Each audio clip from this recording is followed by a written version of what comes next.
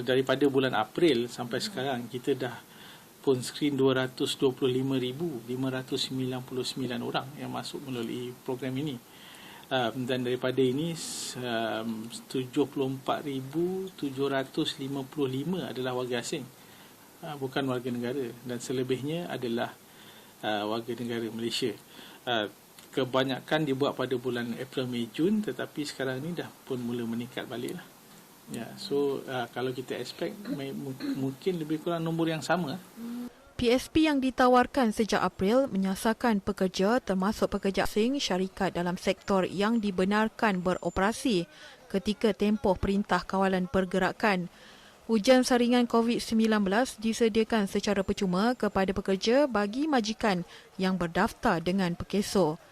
Mengenai PSP yang diperluaskan ke kawasan terlibat Perintah Kawalan Pergerakan bersyarat, Azlan berkata sejak ia diumumkan Menteri Kanan Keselamatan Datuk Seri Ismail Sabri Yaakob Rabu lalu, hampir 5,000 pencarum dari Kuala Lumpur, Selangor, Sabah, Labuan dan Putrajaya telah membuat saringan.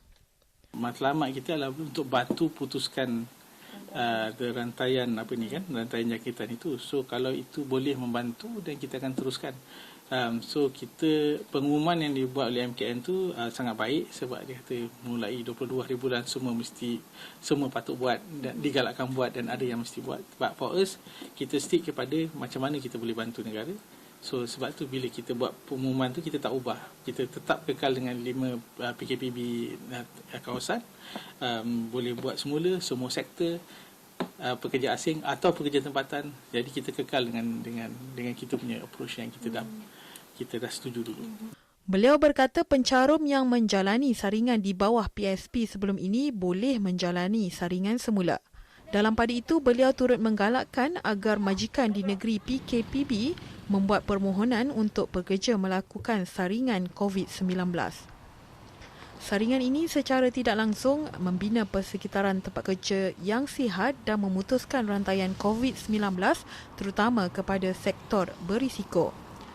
Menteri Sumber Manusia Datuk Seri M. Saravanan sebelum ini berkata, majikan boleh menjalankan saringan COVID-19 untuk pekerja secara percuma melalui panel perkhidmatan yang dilantik oleh Perkeso.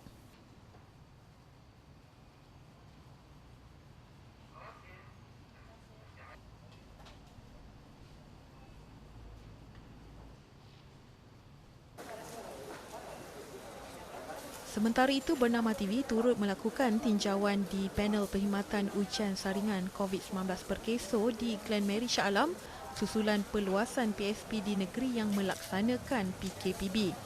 Mereka hadir membuat saringan seperti yang diminta pihak majikan selain tergolong di kalangan pekerja dalam industri berisiko. Kita orang company under Perbadanan Security. So memang dia disarankan seperti ikut je lah yang disarankan. Saya kena buat test hari ni sebab saya kerja dekat construction. So kebanyakan construction dia tak allow untuk daripada red zone nak masuk ke site, tak dibenarkan. So terpaksa buat jugalah. Memang sekarang saya buat under Perkeso lah. Saya kerja itu bangunan daripada Bangladesh. Tak sakit. Tak ada sakit. Sikit garu saja. Pengarah BP Healthcare Joey Beh berkata, bagi memastikan tidak berlaku kesesakan, pihaknya memanjangkan waktu perkhidmatan. Yesterday onwards, we have extended our operation hours to 10 p.m. So from 8 to 10 p.m. So to accommodate the crowd and to prevent mass gathering. So with online appointment, we can prevent all this social crowding lah.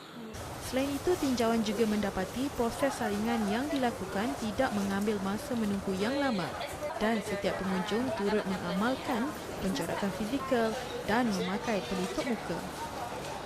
Pekerja warga asing dan juga mereka yang bekerja di sektor berisiko antara yang ramai melakukan ujian saringan, lebih-lebih lagi selepas kerajaan mengumumkan inisiatif Perkeso untuk menanggung kos ujian saringan COVID-19 ini. Laporan Zanah Nozin untuk Bernama TV.